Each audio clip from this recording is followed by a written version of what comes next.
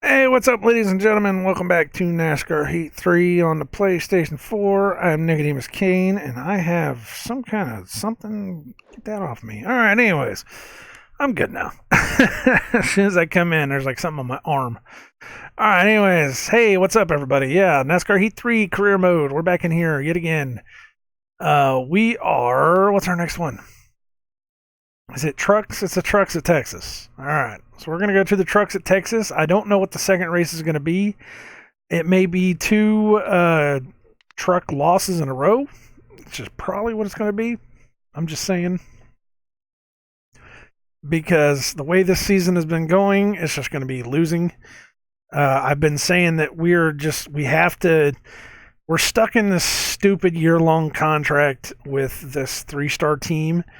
And it's just loss after loss after loss. So we have to take the losses and slowly earn up the money to be able to buy. Turn that. Yeah. We have to take the losses to be able to buy our own truck for next season. So we just have to take it as it is. So we're going to go in here in Texas. We're going to do this. These setups, as always, come from Knee Pit Gaming on YouTube. I always say that his setups work for me. They may not work for you. And if they don't work for you, then you blame him, not me. It is what it is. But these work for me. That I don't have time to come up with my own setups. And for whatever reason, his setups work perfect for me. They feel nice, tight, and you don't feel like you're sliding over the place too much. There are a couple of setups that he's done where I know I've said, oh my god, this feels so loose. But the majority of his setups work for me. I don't know. Sometimes it just happen to find a guy, and I just happened upon his setups too. I mean, it wasn't like I was, actively searching him out. I was just, hunting down, NASCAR Heat. I think it was NASCAR Heat 2 setups, and sure enough, he popped up on YouTube, and then, it was like I tried the first one, and I said, wow, this really, really works for me. So this is where we are. We're here. Yay! All right. This 10 1 1 3 all right, so let's go ahead, take this out here. I'm probably only going to wind up doing one lap because wow, all right, that was good. That was the best pull out I think I've ever done. But let's go ahead and do this. Like I said, I don't think that the second lap's going to be any better than the first one, and if it is, it'll be amazing. It's that stupid moth again. I was talking about the moth in the last episode. Well, the moth is back, and he's right on the screen. He's right in my way. I'm tired to kick his ass. Get out of here, moth.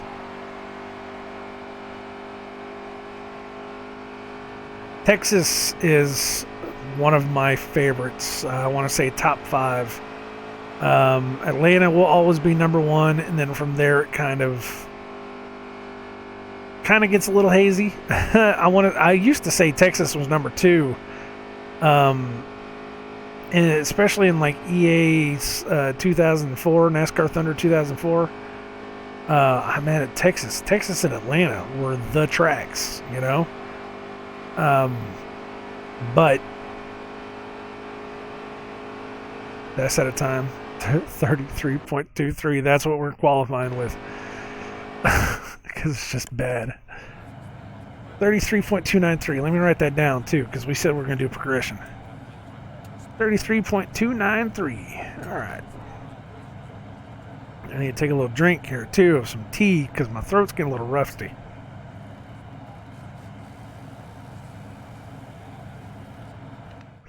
But anyways, Texas and Atlanta used to be my 2 big ones. And then, you put Michigan up there. Michigan, I used to be so good at Michigan. All right, coming to the green. Be ready. And then after that, I mean, you know, you think like, you know, Daytona and Talladega because they're the two easiest. I never really considered them to be like my favorite tracks because, you know, it's just, those are just putting a hammer down and just hoping that you don't kill yourself on anybody, you know? I mean, that's all Talladega and Daytona are. So those were never my favorite tracks. Atlanta and Texas used to be my favorite tracks because they're just, man, they get so fast. And Michigan too, because I remember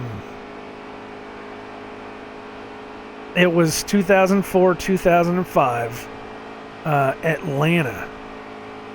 I know I was getting up to 200 miles an hour right before I had to let off on the first turn. I mean, that's fast. That's crazy fast. Texas used to be the same way. And we're talking like cup cars. We're not talking about like, you know, any other car. But you could get up. If you tuned it just right, man, you could get up to 200 miles an hour. And you're coming into that turn, and it's like, you know, you have to just, bam, let it off. And you could coast around these turns, and then you pick up the speed as soon as you get to the right point. And you could pop out of these turns so fast. I used to love these. But then you get like Michigan. I could swear the speeds got up to 210 miles an hour on the front straight. Oh, God, those are so fast. But that's why I love these tracks, you know. I mean, it's just enough of letting up, and it's so much speed that you actually feel like you're doing something more than the shorter tracks, you know. I mean, Lowe's used to be a big one for me too. I don't know if I'd put it in the top 5, but Dover I would probably put up there. Dover's just such a fun track. Definitely a fun track. What else is a fun track? I mean, the cookie cutter ones. Sorry about that. Cookie cutter ones were okay. There were, you know, they were just kind of. I used to love North Carolina, but they got rid of North Carolina. That's not in the game anymore. That was a fun track, though, man. I mean, that's old school. You talk about North Carolina. That's old school. And that was like. It was like Darlington on steroids. It had that weirdy, the weirdy 1 and 2, and then you came down the backstretch, and the backstretch wasn't as long as you thought it would be, and you know, it's that big long back turn, and then you come back up the front.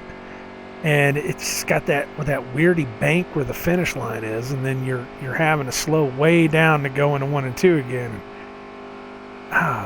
North Carolina, man, that was a good track. And I used to if I remember right, I used to dominate that track. I don't really remember too much, but I'm pretty sure I did. Could be wrong though. Could be wrong. I have to pause for a second here. Pause for 1 second. I need to check on my. I know this is bad. I'm having to pause in the middle of a race. No, we're good. I had to check my. Had to check the recording because I was like, did I even hit record? That would suck if I had done that and didn't hit record and just lost all of this.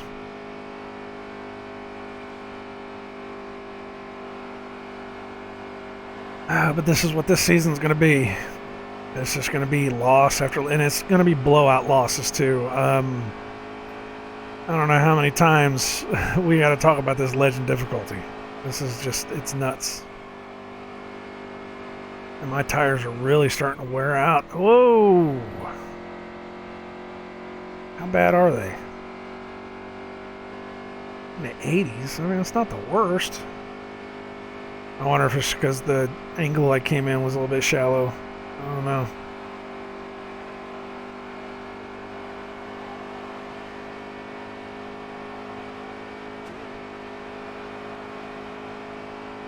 But as I've said before, with this career mode, I don't know what it is about them making the difficulty the way it is and just being absolutely crushed by the AI in a 3-star car, you know. And then once you get the 5-star car, man, you are the one that's doing the crushing. I just don't get it. Even though, honestly, with a 5-star car, with a 100 rated car, whatever you want to call it, on the trucks and the Bush cars and, you know, even the Xfinity cars, you're not really killing it that much. I mean, you're killing it, sure, but it's not as bad as this. You know, on the dirt cars, yes, we've already had several blowout wins. And it's like every time I play one of those blowout wins, I just keep thinking, this is going to get better and better from here, you know.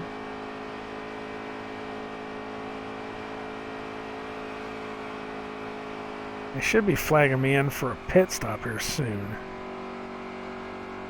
Oh no, I guess not. Did I read that wrong?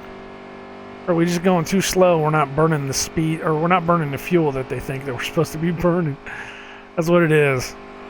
Is that I'm not burning the fuel that they think I'm supposed to be burning because I'm going so slow. It's like going 50 miles an hour down the highway while everybody else is going like 75. I used to do that. Of course, we used to have a land yacht. It was a '84 Cadillac DeVille. That was DeVille. Was it the Seville or DeVille? Oh God, I don't even remember now. I think it was a DeVille. But it was a boat. It was an absolute monster boat. You could only get the damn thing up to 55 miles an hour. I mean, seriously, it was 0 to 60 in 5 miles, and you were lucky to hit 60. Seriously, yeah. I mean, it was that much of a boat, and but we'd get it out on the highway, and you know the highway's 75 miles an hour, and we'd get it up to 55. We would lock that speed in, and I'm not kidding. We would get like 35, 40 miles a gallon in that car. It was insane. Big old V8. It was a. Somebody once told me it was a 503. It wasn't a 703. 703s are diesel engines, man. 703s are monsters. I want to say 503 engine. Huge V8. I know that much. There was zero room left in the engine bay of this thing, and this car was as wide as the entire lane. So, you know, the engine in this car was a monster. But, yeah, once you got her up to speed, put that cruise on, and just sit back, and the ride was beautiful. They made the ride in those cars so great. It was full leather. Full leather, full air, you know, we had the full electronic everything, and big bench seats. Oh, it was so great. Comfortable bench seats too. Just amazing car. It used to belong to my grandmother. And I would love to say that, you know, it was one of those cars that, you know, she just drove back and forth to work and just drove down to the store, but she actually drove that car around a lot. She passed it down to me, and that car was still perfect. It was a good car while it lasted. A damn Cadillac, man. We drove that car everywhere. It's like I said, you get out on the highway, man, 55 miles an hour, and you're not burning any gas at all, and it's a great ride, you know. The car just absorbed bumps. You know, just the most perfect ride. Quiet as all get out. Just no noise in that car whatsoever. Great sound system. You know, even if it was still 80 sound system, it was still a great sound system. Just a cruising car. That car was just a cruising car. And then the transmission went out. and we put $700 in that car to get the transmission fixed. And as soon as we put $700 to get the transmission fixed, then there's something else, something about I think they said the timing belt was out or something, which was way more than we ever wanted to try to spend on that car. So we just said screw it. We didn't touch it. We left it alone. It sat in my driveway for years until Junker finally came around and picked it up. Good car. I had a lot of good cars. I don't really talk about cars because I don't really have too many car games that I play. I've had an interesting run of vehicles in my life. I've probably had 10 cars in my life. That sounds bad. It makes it sound like I've just had junkers, and I've had junkers. I'll be honest. We've had junkers. First car I ever had was a, believe it or not, it was bought for me so that I could have a car to drive, even though I never drove it.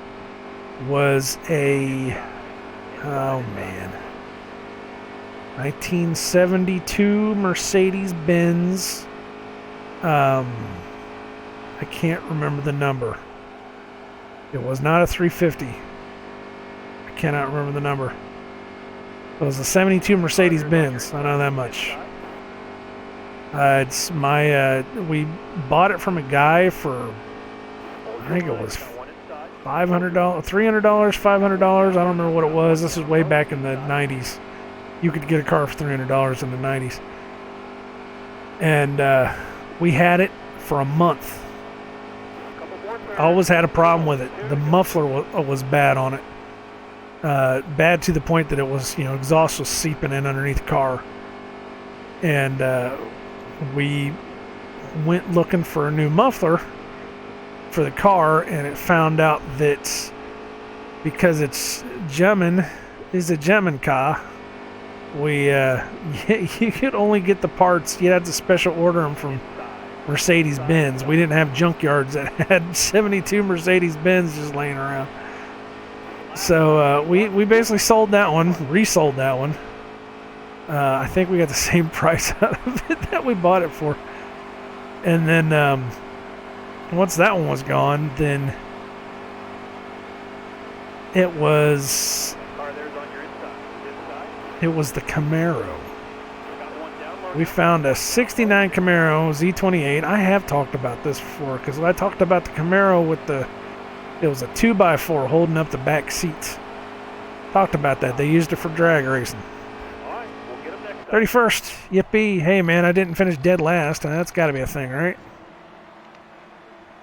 But I had the Camaro and drove that for a while. That was pretty good. It was, that was me and my best friend. He had a 67 Mustang. At least I'm pretty sure it was a 67. Blue. It was funny because my Camaro was blue and his Mustang was blue. So, it was Ford versus Chevy. But we only got to race them against each other once. We should have raced each other more than that, but I'm glad we didn't. We could have killed each other. We could have very easily have killed each other.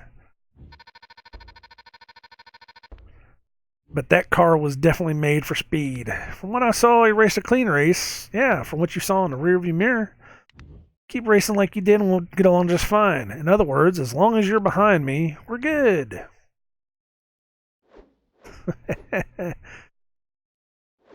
Oh, it's another loss. Going to be another Camping World Truck Series loss.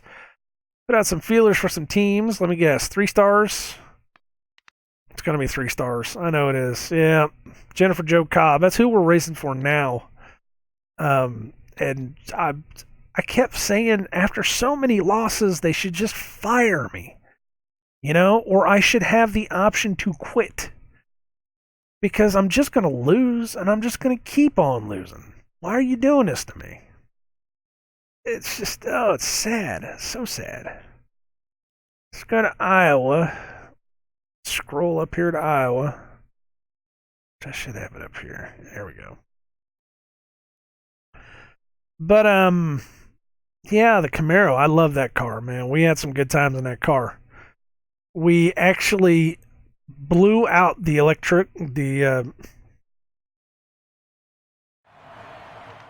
do you want to say? The fuse box. There we go. We actually blew out the fuse box, installing a stereo. That was the only thing. That was the only thing I wanted in that car was just a stereo. We bought a cheap ass Kmart stereo to put into it. It was basically just the tuner and like 3 speakers or 4 speakers is what it was. It was just this cheap ass thing, and we were installing it. And my buddy that was with me, he had the hot wire, and he said, "Well, in order to test what the hot wire is, we'll just take this and we'll just test it on the gear stick here." And he popped it, and it sparked, and the whole car just died. Just everything just dead. I was like, "Oh, come on, man, you're killing me here." So we had to fix that whole thing, and then of course, that was when we found out that the headers were bad on it. They were all rusted out, so we had to pull the headers off. I spent more time under that car than in that car. Just saying. That was also the one where we pulled out. I learned how to completely dismantle and then fix a carburetor. Old school carburetor, man. Natural aspiration. Gotta love that stuff. Alright, pop that in there. Alright. Give this a test. Where are we at again? Iowa? I don't really remember Iowa too much. Iowa's not really a track I've run very much, so this is going to be interesting. But, yeah, spent way more time under that car than I ever did in that car. It's a good car. It really was. It was a good car. But that one eventually died because, we couldn't... Because the back end was all full of holes and the exhaust was coming in. So we sold it to a dude. He actually took it and completely made it up. It's a show car now. Apparently it's a show car in Florida. It's winning awards, believe it or not. I was like, dude, okay, cool.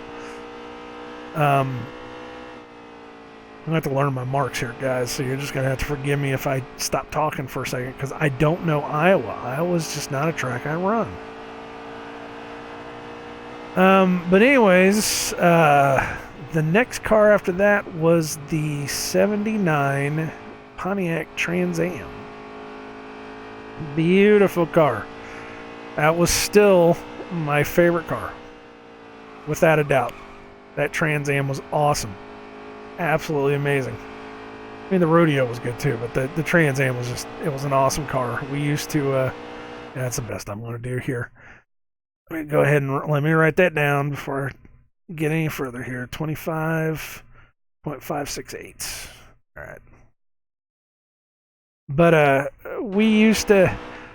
the Trans Am had its problems. It had just a massive share of problems.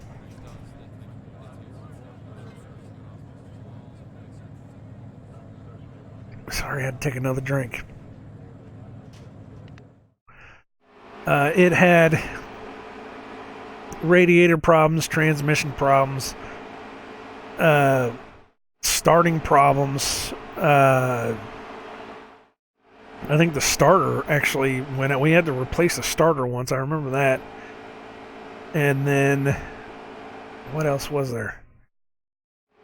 Tires. That was the one the tires blew.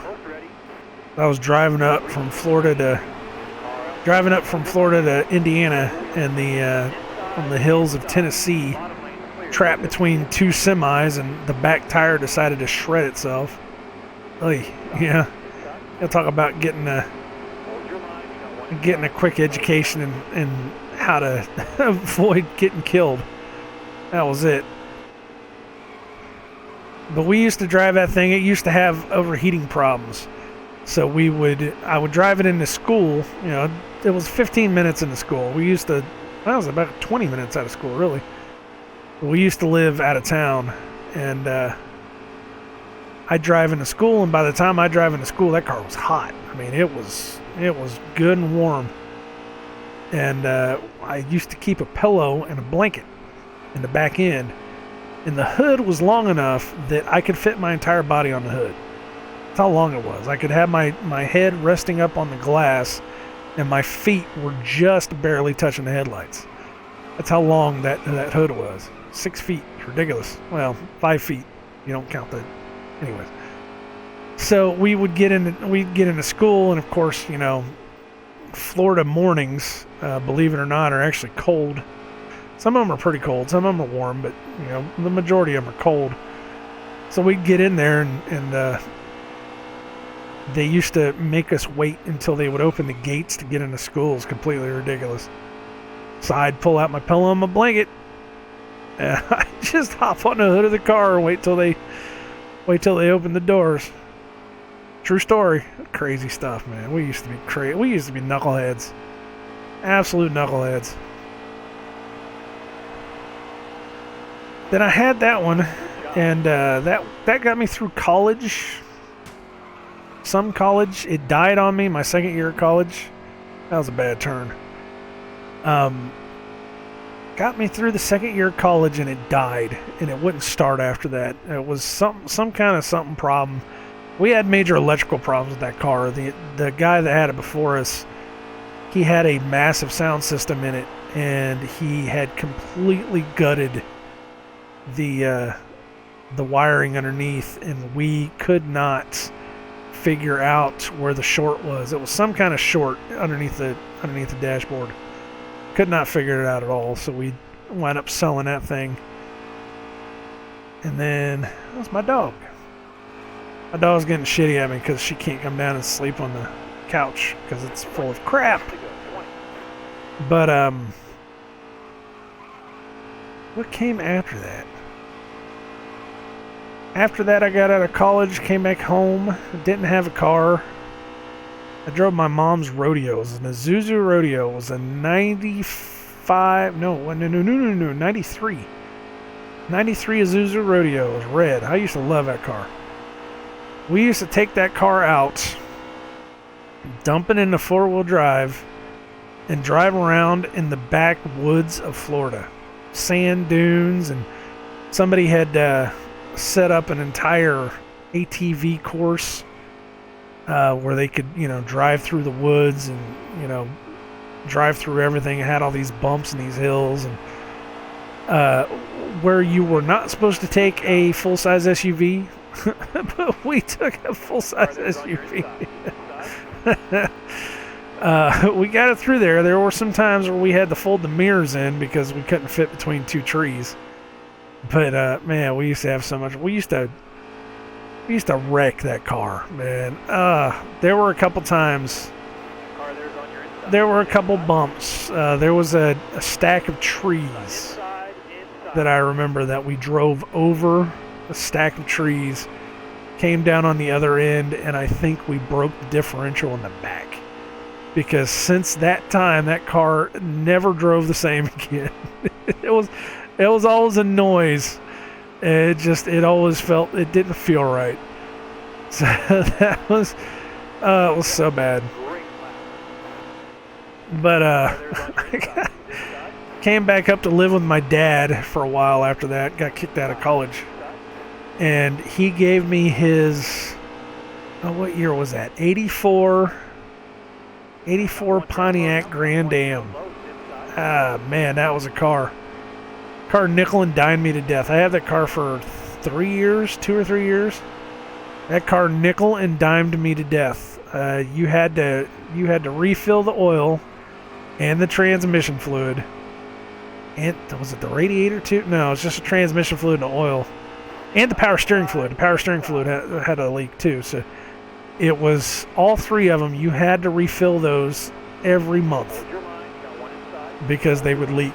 The oil got to the point where I had to check it every week. That's how bad it was. But that car made it though. I drove the wheels off that car, and that car never failed me. No matter all the leaking and all the nonsense that we went through, that car never once failed me at all. Always started up every single time. Never had a problem with it. Never did anything. I probably could have driven that car for another 7 years. I bet you. That was just a monster car. Traded it to my dad like an idiot, and because that was whenever the cash for clunkers happened, where you trade in your old cars and get a tax credit, and then we sold all the scrap metal off to China so that China could become the powerhouse that it is now. That's literally what happened. We basically helped China become what they are. We sold all these scrap metal cars to China so that they could turn the cars around and make themselves better than us. Anyways, I gave that one off to Dad. He junked it, and then he gave me his Dodge Dynasty. It was a 92 Dodge, or 92 or 94. I want to say 92 Dodge Dynasty. I called it the Dynasty because, man, that car died nasty. Man, I had that car for, within the first year of that car, the heater cord popped. So I had to get a new heater core on that. And then within a year of that, the fuel pump died. Within a year of that, the muffler fell off. Had the muffler done up with a coat hanger for a while. Got a new muffler eventually. And then within a year of that, the transmission died. And then I parked it and it sat. And that was it. That was the legend of the Dynasty. Oh, man. Oh, look at what the hell? The hell was that? The guy's just sitting in the middle of the damn road.